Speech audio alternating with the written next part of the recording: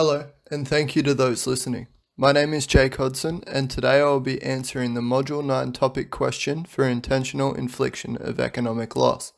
Specifically, this presentation will focus on the tort of deceit. The scenario is based on a long-existing firm of solicitors named Sue and Hangham. They have come into financial difficulty and are attempting to borrow money from two lenders. The first lender they have approached is Shark & Co., where they have asked for a business loan secured against their premises, which already has an existing mortgage. In reply to Shark & Co. questioning if any security or mortgage currently existed, Sue and Hangham have said there is none. The second lender they approach is Get All Bank, who they have the existing mortgage with. They request a loan stating the funds will be used for new computer equipment but actually use the money to pay off other owing debts of the company. A false representation can be made through written or verbal communication or by physical conduct. It must be in the nature of fact and cannot be mistaken for honest opinion or advertising puff. In Paisley v. Freeman, the plaintiff was a trader who asked the defendant for a credit reference on a potential buyer before transacting a sale. The defendant fraudulently represented that the buyer was worthy of having credit. With this being said, the plaintiff shipped the goods but was never paid. The maker of the false representation was taken for deceit. In the case of Edgington v. Fitzmaurice, the defendant issued a prospectus for the purchase of debentures. The prospectus stated that the funds were to go to capital growth of the company and to develop trade. Hearing this information, the plaintiff purchased the debentures. It was later found that the debentures were issued to raise funds to pay off company liabilities. The director's representations with this prospectus were only to fraudulently lure investors. In application to Shark & Co., the firm who is under inquiry by the lender has made a false representation by stating the property is not under any current form of security or mortgage. As per Paisley v. Freeman, the statement made expressing reply to financial inquiry establishes a false representation of fact. Considering the nature of the inquiry with known reason for it being made, the response is of factual state without ambiguity of opinion or advertisement. Now, in application to Get All Bank, the firm has requested a loan from the bank by representing that the money is required for growth of their computer system. As per the case of Edgington v. Fitzmaurice, the representation has been made to request investment of funds for an approachable reason like growth. A statement of monetary purpose to a bank is one of fact. The expression by non-committal opinion or advertisement is not relevant in this case. The next element requires that the misrepresentation is made knowing it is false or by being purely reckless. For a representation to be reckless, the maker must have no care of the truth of matter, but only to intrigue the recipient. Considered in Wood v. Balfour, the plaintiff purchased a property that noted termite damage in the pre-purchase reports. After the settlement, the extent of the damage was found to be a risk to the structural integrity of the building, and the plaintiff argued deceit. The court dismissed the case as it could not be shown that defendants had been conscious of the severity of the damage for the entire period of the transaction. In Derry v. Peake, a prospectus of a tram company contained information on a new coming advancement to their equipment. This equipment required approvals but wasn't listed in the prospectus. When the approvals were not granted, the directors were actioned with deceit. As the directors had an honest belief in making of the representations, there was no known falsity or recklessness to what they had done. It is also knowing to be false if a once true representation is not corrected when it is no longer true. From the case of Trail v. Baring, when a representation is made in negotiations of a transaction and then becomes false, the representative has an imperative duty to advise the other party of the alteration. For Shark & Co., Sue and Hangham have made the misrepresentation knowing of its falsity. Unlike the case of Wood v. Balfour, the representation was made with complete consciousness from the beginning of the transaction. In contrary to Derry vs. Peake, the partners of the firm were not acting in optimistic faith or good intention. A mortgage is an existing fact and not a prospective venture able to be honestly misstated. Moving on to Get-All Bank, the falsity of the statement is presumed to be known by the firm prior to the transaction, but it's not confirmed. To satisfy this element, it must be shown that the consciousness of the partners throughout the transaction must have held the false knowledge without the prospect of goodwill.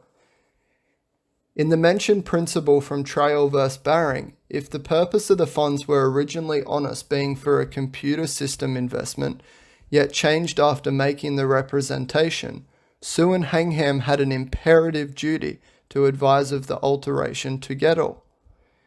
If at the time of making the representation was with good faith and there is no evidence in the contrary, this element may be hard to establish. Once a representation is knowingly false, there then must be findings that the representation has been made with intention for the recipient or a member from the recipient class to act upon it. In the case of Peake vs. Gurney, a company issued a prospectus to a number of potential investors that included fraudulent representations. The misrepresentations were made to lure investment by invited buyers at a closed event. The plaintiff, who had non-invited access to the prospectus, bought shares on the stock market. When he discovered the false representations, he actioned for deceit. Although they were fraudulent, the defendant did not intend for anyone but those under invitation to act on the representations, and because of this, the action was unsuccessful. In the case of Commercial Banking Company of Sydney vs. Brown, a local banking branch who a buyer banked with was under inquiry by the bank of a seller in regard to the buyer's solvency. The local branch falsely represented that the buyer was solvent and able to pay provided credit. The bank advised their client, who was the seller, and the transaction took place due to the representation. In principle, this case found that the seller was in the class of intended recipients, even though the branch did not tell them directly. For Shark & Co., the false representation is required to be made with intention of the recipient acting upon it. In principle of Peake vs. Gurney, the representation has been made to Shark & Co. directly establishing that there is no question of the recipient belonging to the intended class.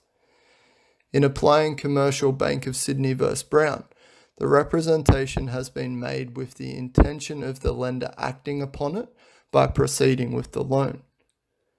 It is certain that the Shark & Co. were to have known of the existing mortgage, the loan application would have been declined upon initial request. Moving to Get-All and assuming falsity is satisfied in the previous set. Similar to the application of Shark & Co., if the facts surrounding the request for the money were known by the lender, the application wouldn't have moved any further. Therefore, like the case of Commercial Bank and Sydney vs. Brown, the intention of making the false representation was for the transaction to proceed. If the seller had been provided the truthful information, then the goods would not have been shipped. Not only must the intention be for the recipient or recipient class to act upon the misrepresentation, but they must do so to continue an action of deceit. In simple explanation, the case of Burroughs vs. Rhodes in 1899, a misrepresentation was made that the Crown had approved a raid. Approval from the Crown would make the raid legal, but without it, the raid was treason. The representation was taken as true, and the plaintiff took part in the raid and suffered high consequences. Principally, the cause of the action was the misrepresentation. The act made does not require that the only reason be the misrepresentation, but only that the misrepresentation is of material influence to their decision. In the case of Gould vs. Velasquez, the defendant was selling an island and fraudulently represented the forecast of financials to lure the plaintiff into the purchase. The plaintiff expressed their doubt for the representations and also had other motives for proceeding with the purchase. Although there were other reasons, deceit was still found by the court as the misrepresentations made by the defendant were material and had weighted effect to the decision of the plaintiff's purchase.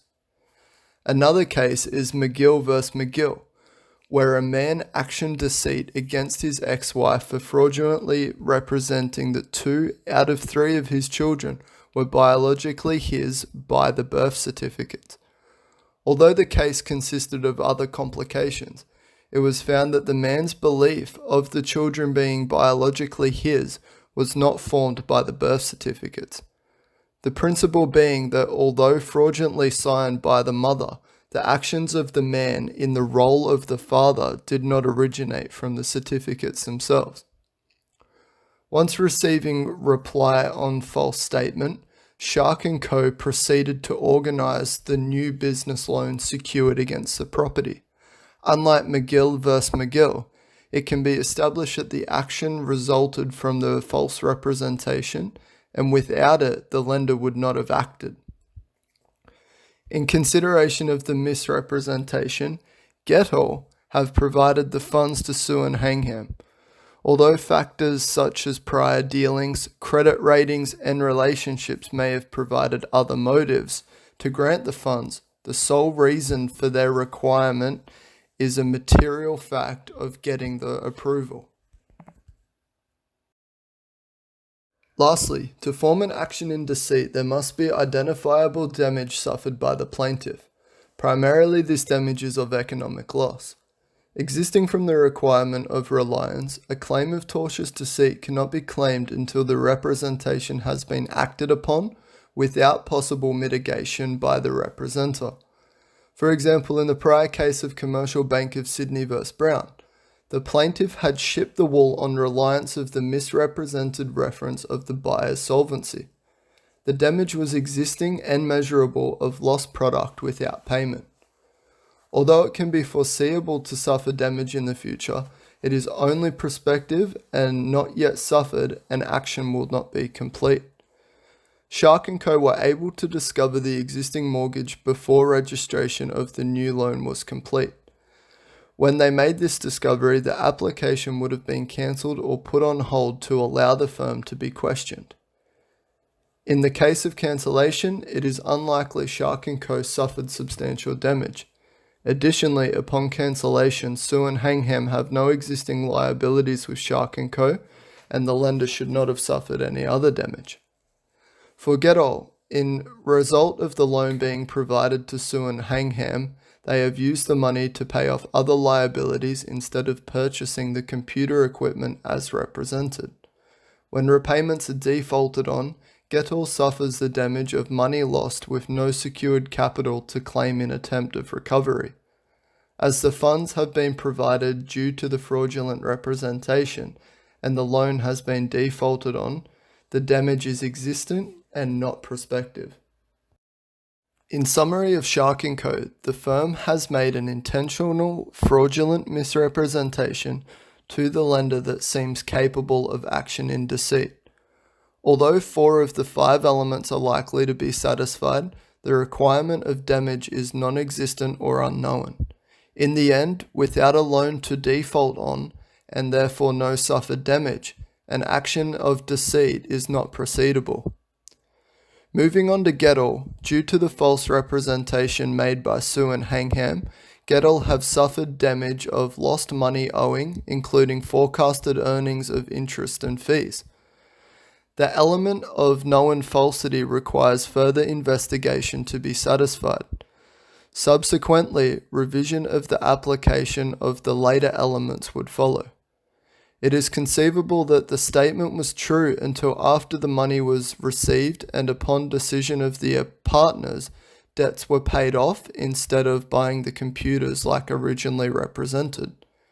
Without the evidence to show consciousness of the false representation, an action in deceit is also unlikely to succeed. As an action in deceit looks complicated for either of the discussed lenders, another action of law may be more suiting. An action in negligent misrepresentation may be applied. As per deceit, unknown or no damage was suffered by Shark & Co., so it is unlikely proceedable. Forget all, it is unlikely as they would not be viewed as vulnerable. They are a large company who should protect their interests by adequate investigation and security measures. A second avenue of proceedings could be an action under the Australian consumer law. Although made for the protection of consumers, there is no restrictions in business-to-business actions under the statute. As the ACL does not require elements of intent, reliance, or damage, it is most probable for both lenders to consider this direction.